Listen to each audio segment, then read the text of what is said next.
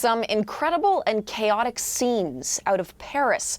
Anger spilling into the streets after the French government pushed through its wildly unpopular pensions bill, raising the retirement age from 62 to 64. Demonstrators set fires, threw garbage, and launched flares at police during protests in the heart of the French capital. France's interior minister says 310 people were arrested in protests across the country, the vast majority of them in Paris.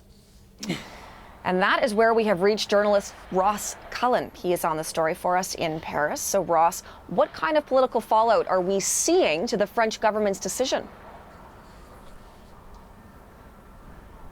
Well, Hillary, just this morning, just to pick up on where I am, the street below me last night after the impromptu demonstration that we saw after the government used that controversial tool to force its pensions reform through Parliament, that demonstration has spiralled into fires up and down the streets around here. At times, they were completely covered in smoke as the fire department raced to try to put the fires out.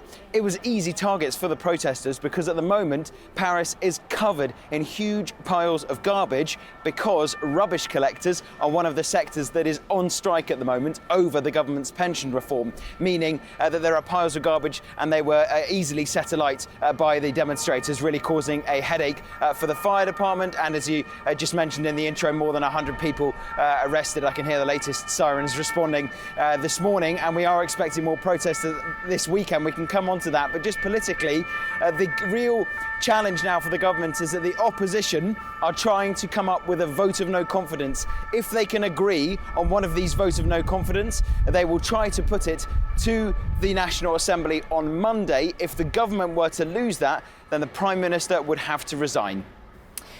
And as you mentioned there, you are expecting that these protests are likely to continue, these demonstrators keeping the pressure on French President Emmanuel Macron. So what could we see in the days to come? Oh, Hillary, we have seen weeks and weeks of pressure and protest on the street up and down France to try to force the government to scrap its reforms, which it has not done and has now pushed through Parliament. Thursday, the 23rd of March, has already been set. All the unions have already agreed, saying that will be a national day of mobilisation, more strikes, more people on the streets and being held in more cities across France. We are expecting perhaps some sporadic protests this weekend, but the unions have not called for a day of action this Saturday. They are hoping to cause even more disruption by holding it on a weekday next Thursday. Hillary? Ross, thank you for this. Journalist Ross Cullen for us in Paris.